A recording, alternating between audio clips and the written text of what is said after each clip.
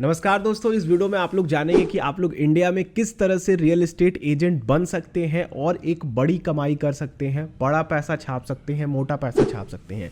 अगर आप कोई कंपनी डालना चाहते हैं रियल एस्टेट की तो भी ये वीडियो आप लोगों के लिए है। अगर आप लोग एज अ एजेंट या फिर कंसल्टेंट या फिर एज अ ब्रोकर स्टार्ट करना चाहते हैं, रियल एस्टेट में अपनी एंट्री करना चाहते हैं, तो ये वीडियो आप लोगों के लिए है।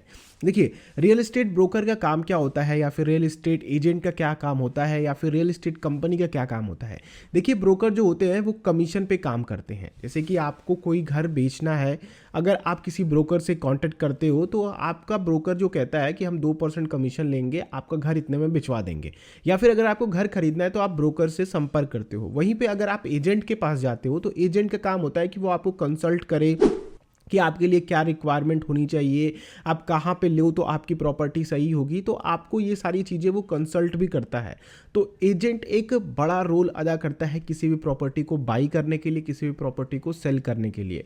साथ ही दोस्तों, एजेंट के लिए अपॉर्चुनिटी काफ़ी ज़्यादा होती है। उनके पास तो एक कंसल्टेंट की भी अपॉर्चुनिटी होती है, साथ ही ये अपॉर्चुनिटी होती है कि वो अलग अलग प्रॉपर्टीज़ को आइडेंटिफाई करें, उनकी लोकेशंस को आइडेंटिफाई करें और फिर उसके बाद उनको अपने कस्टमर्स के साथ सेल करें। देखिए दोस्तों, अगर आप लोग एजेंट बनना चाहते हैं तो रजिस्टर्ड एजेंट होना बहुत ज़्यादा ज़रूरी है। अगर आप लोग रजिस्टर्ड एजेंट नहीं है और अगर आप लोग एज अ एजेंट अपने आप को या फिर एज अ कंसल्टेंट अपने आप को प्रेजेंट कर रहे हैं तो आप कहीं ना कहीं इस एक्ट का उल्लंघन कर रहे हैं जो 2016 में बनाया गया है, जो रेरा का एक्ट है। ये रेरा रजिस्ट्रेशन आपको बहुत ही ज़्यादा ज़रूरी है। इसकी पूरी प्रोसेस बताता हूं मैं आप लोगों को, और ये किस तरीके से आप लोगों के लिए काम करेगा और आपको कितना पैसा देना पड़ेगा और पेनल्टी कितनी लगती है, इसके लिए एलिजिबिलिटी क्या होनी चाहिए। चलिए वीडियो को स्टार्ट करते हैं। सबसे पहले दोस्तों कि अगर आप लोग रियल एस्टेट एजेंट बनना चाहते हैं तो आप लोगों के पास एक नेटवर्क होना चाहिए। तो नेटवर्क बिल्ड करने के लिए आप लोगों को लोगों से मिलना होगा, अलग अलग एसोसिएशंस को ज्वाइन करना पड़ेगा। तो आपको रेरा के सामने अपनी क्रेडिबिलिटी भी बना करके रखनी है। अगर रेरा को लगता है कि आपकी क्रेडिबिलिटी खराब है या फिर अगर आप लोगों के खिलाफ कोई शिकायत आती है तो आपका लाइसेंस तुरंत कैंसिल किया जा सकता है, या फिर किसी भी एसोसिएशन की तरफ से आपके ऊपर किसी भी तरह का ब्लेम डाला जाता है या फिर किसी भी तरह की शिकायतें उनकी तरफ से जाती है तो इमीडिएट आपका जो भी लाइसेंस है, जिस भी तरह का, चाहे आप कंपनी रजिस्टर्ड कराए हो या फिर आप इंडिविजुअल रजिस्ट्रेशन करा करके रियल एस्टेट एजेंट की तरह काम कर रहे हो, तो वो आपका लाइसेंस ब्रोक हो सकता है और उसको कैंसिल किया जा सकता है। और आप बहुत ज़्यादा उल्लंघन कर रहे हो तो आपको जेल भी हो सकती है। ऐसे बहुत सारे लोग फंसे हुए हैं। दोस्तों 2016 में रेरा के आने के बाद इंडिया में रियल एस्टेट में इन्वेस्टमेंट करना काफ़ी आसान हो गया है, काफ़ी ट्रस्टवर्दी हो गया है। दोस्तों रेरा का काम आपको समझना होगा। अगर आप लोग रेरा में अपना रजिस्ट्रेशन करा रहे हो तो आपको समझना होगा कि आप जो भी प्रॉपर्टी बेच रहे हो या फिर अगर आप कोई कंपनी हो, आप कोई प्रोजेक्ट चला रहे हो, चाहे वो प्लॉट्स के प्रोजेक्ट हो या फिर कोई बिल्डिंग के प्रोजेक्ट्स हो, या फिर अगर आप एजेंट हो तो वहाँ पे अगर आपका रजिस्ट्रेशन होता है तो जो सामने वाला आपसे बाई कर रहा है या फिर आपको प्रॉपर्टी दे रहा है सेल करने के लिए, तो उसका भरोसा आपके ऊपर होता है। अगर आप किसी बड़ी एमएनसी में जाना भी चाहते हो, जिसकी किसी कंपनी में काम करना चाहते हो, तो वो भी आपका रेरा रजिस्ट्रेशन मांगते हैं। देखिए दोस्तों, रेरा करता क्या है कि आपकी जो भी प्रोजेक्ट चल रहे हैं उसकी कॉस्टिंग, उसमें क्या क्या करने वाले हो आप, कितनी बिल्डिंग्स बनाने वाले हो, कितने प्लॉट्स पे काम कर रहे हो, या फिर अगर आप एजेंट हो तो आपकी सारी डिटेल वहाँ पे लिस्टेड होती है, आपके लाइसेंस डिटेल वहाँ पे होती है। तो ये सारी चीज़ें रेरा अपने पास रखता है, इसका सारा डॉक्यूमेंट उनके पास होता है। और कोई भी बाई करना चाहता है या फिर सेल करना चाहता है तो रेरा पे जा करके वो चीज़ें फाइंड कर सकता है। तो इससे हुआ क्या दोस्तों कि जो फॉरेन इन्वेस्टर्स थे, जो इंडिया में केवल प्रॉपर्टीज़ में इन्वेस्ट करना चाहते थे, तो उनके लिए ईजी हो गया। इसलिए रेरा रजिस्ट्रेशन आप लोगों के लिए बहुत ज़रूरी है अगर आप लोग रियल एस्टेट में एजेंट के लिए कूद रहे हो तो। बाकी रेरा बहुत डीप है, बहुत चीज़ें हैं रेरा में जानने और समझने के लिए। ये रेरा का टॉपिक नहीं है, ये हम लोग बात कर रहे हैं कि किस तरह से हम लोग एजेंट बने और पैसे कमाना स्टार्ट करें। देखिए दोस्तों, पैसे कमाने के लिए आप लोगों को रेरा के साथ रजिस्ट्रेशन करने के लिए फीस भी देना पड़ेगा। ये फीस डिफरेंट होती है। कई फीसेस आप लोगों को 25,000 लगती हैं, कहीं पे 50,000 लगते हैं, कहीं पे ₹1,00,000 भी लगते हैं। तो इंडिविजुअल की फीसेस कम होती हैं, लेकिन अगर आप कंपनी रजिस्टर कर रहे हो तो कम से कम आपको ₹50,000 की फीस रखनी होगी।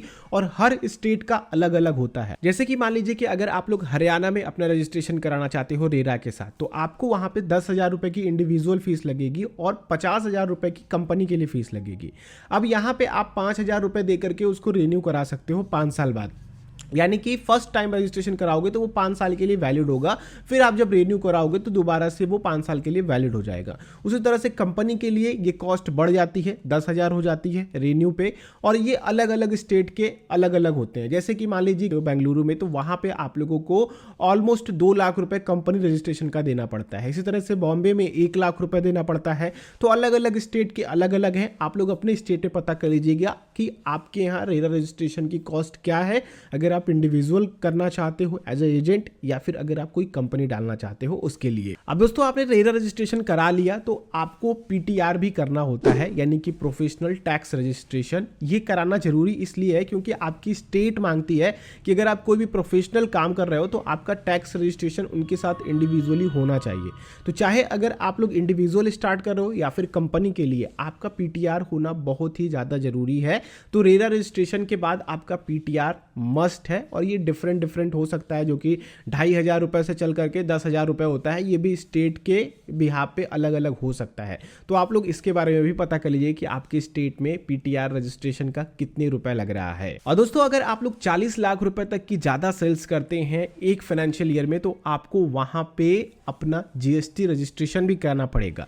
अब बात करते हैं कि आखिर आप लोगों को डॉक्यूमेंट्स की क्या जरूरत पड़ेंगे। सबसे पहला तो पैन कार्ड होना चाहिए। दूसरा, अगर आप किसी भी दूसरे स्टेट के साथ रजिस्टर्ड हो तो वहां पे उसका डॉक्यूमेंट लगेगा। तीसरी चीज कि आपका 3 साल का इनकम टैक्स रिटर्न फाइलिंग होना चाहिए।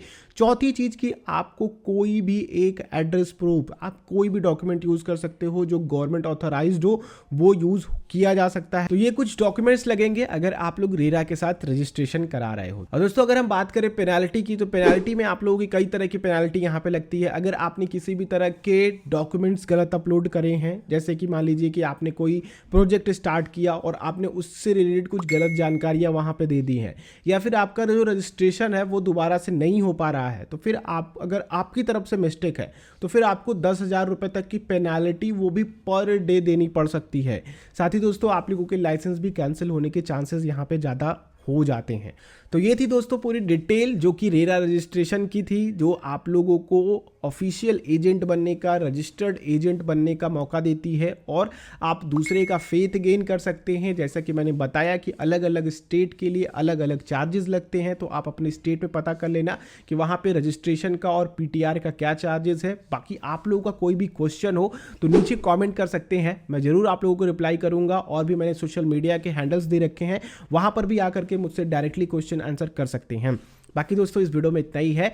वीडियो अच्छी लगी तो लाइक कीजिएगा, दूसरों के साथ शेयर कीजिएगा। चैनल पे अगर आप लोग नए हैं तो सब्सक्राइब करना ना भूलें, और बेल आइकन को क्लिक जरूर कीजिएगा, जिससे कि आने वाली और वीडियोस की नोटिफिकेशन आ सके, क्योंकि इससे रिलेटेड और बहुत सारी वीडियोस आप लोगों को चैनल पे मिलने वाली हैं। हम लोग नेक्स्ट वीडियो में मिलते हैं। आप लोगों का दिन शुभ हो। जय हिंद।